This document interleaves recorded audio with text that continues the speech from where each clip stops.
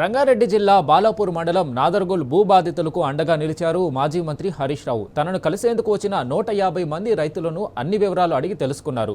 ఆ భూముల్లోకి వెళ్లకుండా బౌన్సర్లు దాడి చేసిన ఫోటోలు, గాయపడ్డ దృశ్యాలను హరీష్ రావుకు చూపించారు బాధితులు. పోలీసులు తమను వేధిస్తూ అక్రమ కేసులు పెడుతున్నారని ఆవేదన వ్యక్తం చేశారు. తమను రక్షించాలని వేడుకున్నారు. వారి సమస్యలు విని చలించిపోయిన హరీష్ రావు రైతుల ముందే రంగారెడ్డి జిల్లా కలెక్టర్కు, ఆర్డీఓకు, ఎంఆర్ఓకు, పోలీస్ కమిషనర్ సజ్జనార్కు ఫోన్ చేశారు. సర్వే నెంబర్ 613 కాసుబాగ్ కంచెంలో ఉన్న 373 ఎకరాల భూములను రక్షించాలని కోరారు. రైతులు ఆ భూముల్లోకి వెళ్లకుండా అడ్డుకుంటున్న ప్రైవేటు వ్యక్తుల ఆట కట్టించాలని సూచించారు.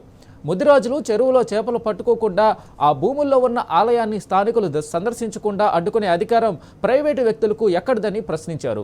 అవి ప్రభుత్వ భూములేనని ఆర్డీఓ, ఎంఆర్ఓ సుప్రీంకోర్టులో పిటిషన్ కూడా వేశారని గుర్తు చేశారు.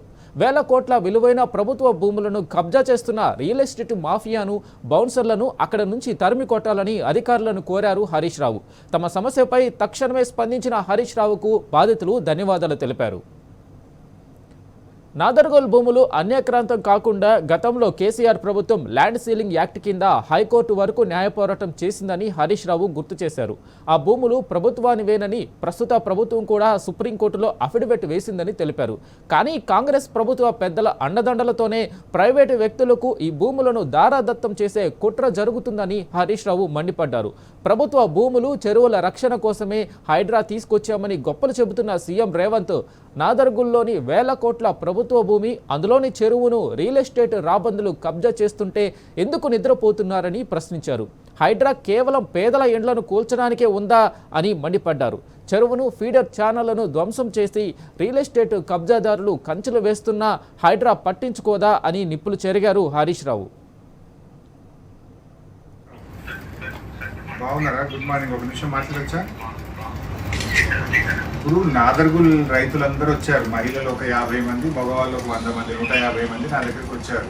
ఇప్పుడు మీరు క్లియర్ గా గవర్నమెంట్ ల్యాండ్ అని మీరు చెప్పారు, మీ ఆర్డీఓ చెప్పారు, మీరు సుప్రీంకోర్టులో ఫైల్ చేశారు. గవర్నమెంట్ ల్యాండ్ కు ప్రైవేట్ వ్యక్తులకు పోలీస్ ప్రొటెక్షన్ ఇస్తుంది, ప్రైవేట్ వ్యక్తులకు లోకల్ ఎంఆర్ఓ సపోర్ట్ చేస్తుంది. లోపల చెరువు ఉంది పైసా, చెరువులో ముదిరాజులు చేపలు పట్టుకోవాలి, ముదిరాజులను బోనిస్తలేదు. లోపల గుడి ఉంది, గ్రామస్తుల్ని పూజకు బోనిస్తలేదు. లోపల కాస్తు చేస్తున్న రైతులు ఉన్నారు, వాళ్ళ దగ్గరికి బోనిస్తలేరు.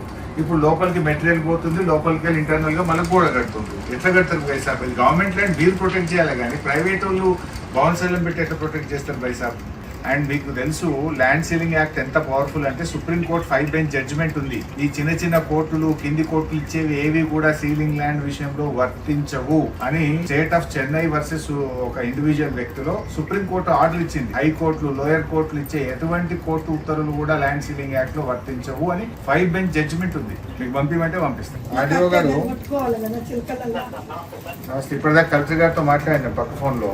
ఇప్పుడు ఆ నాదర్గుల్ ల్యాండ్స్ లో వాళ్ళు చేపలు పట్టుకునే హక్కు తరతరాల నుంచి అక్కడ ఉండే ముదిరాజులకు, బెస్తోళ్లకు ఉంటుంది. మీరు వాళ్ళని ఎట్లా ఆపుతారు పోయి చెరువులకు పోకుండా? బౌన్సర్లు ఎవడా? ఇప్పుడు ల్యాండ్ ట్రిబ్యునల్ యాక్ట్ ప్రకారంగా you are the custodian of the land. ఎలాంటి లోయర్ కోర్టు ఉత్తర్వులు కూడా వర్తించవు అని సుప్రీం కోర్టు 5 బెంచ్ జడ్జిమెంట్ ఉంది. చదువుకో నువ్వు.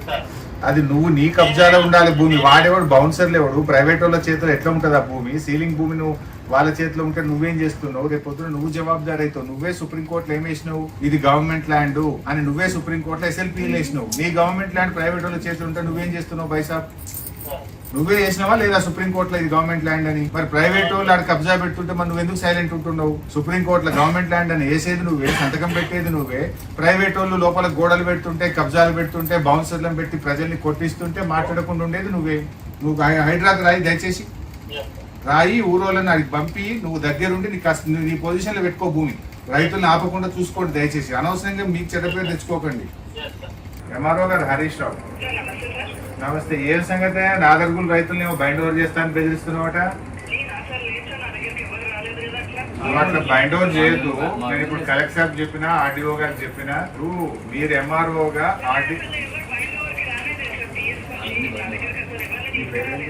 చెర్ర రాజును బైండ్ ఓవర్ చేసిందట.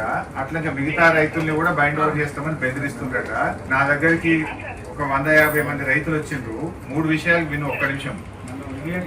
ఒకటి, చెరువులో చేపలు పట్టుకునే హక్కు చట్ట ప్రకారంగా ముదిరాజులకు, బెస్త వాళ్ళకు ఉన్నది. వాళ్ళని ఆపుతున్నారు బౌన్సర్లు. ఆపకుండా చూసుకోవాల్సిన బాధ్యత మీది.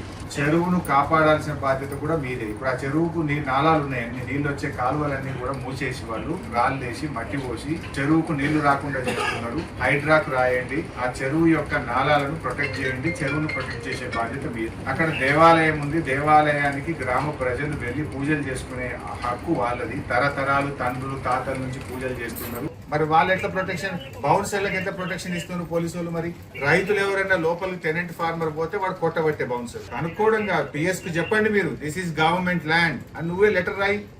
నువ్వే సుప్రీంకోర్టులో వేసినావు కదా గవర్నమెంట్ ల్యాండ్ అని. సుప్రీంకోర్టులో వేసినప్పుడు అదే విషయం పోలీస్ స్టేషన్ కి రాయి, ఇది గవర్నమెంట్ ల్యాండ్, ఇందులో గ్రామస్తులు వెళ్ళొచ్చు, తరతరాల నుంచి సాగు చేసుకునే వాళ్ళు సాగు చేసుకోవచ్చు, చెరువుల చేపలు పట్టుకోవచ్చు, గుడికి పోయి దండం పెట్టుకోవచ్చు అని రాయి. వాడు కూడా ఆపనికి ప్రైవేట్ వాడు బాగున్నారా? ఇప్పుడు యాదిపట్ల పోలీస్ స్టేషన్ ఏమైనా సెపరేట్ యాక్టా సార్? ఏమైనా సెపరేట్ రూల్ ఉందా సార్ దానికి? ఒక 100 కంప్లైంట్లు ఇచ్చి ఊరోళ్ళు పోయి కంప్లైంటే తీసుకోడాడు, రిజిస్టరే చేయడు, రిసిప్ట్ కాపీ చేయడు మీ సిఐ, ఆదిపట్ల సిఐ. ఇప్పుడు నాదర్గుల్ ల్యాండ్స్ విషయంలో 150 మంది రైతులు నా దగ్గర. ఇప్పుడు ఆ మహిళా రైతులు వాళ్ళ భర్తను అక్కడ ఉండేటువంటి బౌన్సర్లు పొట్టు కొట్టి మూతి రక్తం గారుతుంటే నన్ను కొట్టిండ్రు అని ఆదిపట్ల పోలీస్ స్టేషన్ పోయి కంప్లైంట్ ఇస్తే వాడు కంప్లైంటే తీసుకోండి మీ సిఐ గారు. ఇదేం పద్ధతి నాకు అర్థం. ఉల్టా ఆడోళ్ళ మీద కేసులు, రైతుల మీద కేసులు. ఇంకోటి బై సాబ్, అది అక్కడ మీరు police is giving protection for private people. Actual that land belongs to government land. The government has filed in supreme court saying that this is the government land.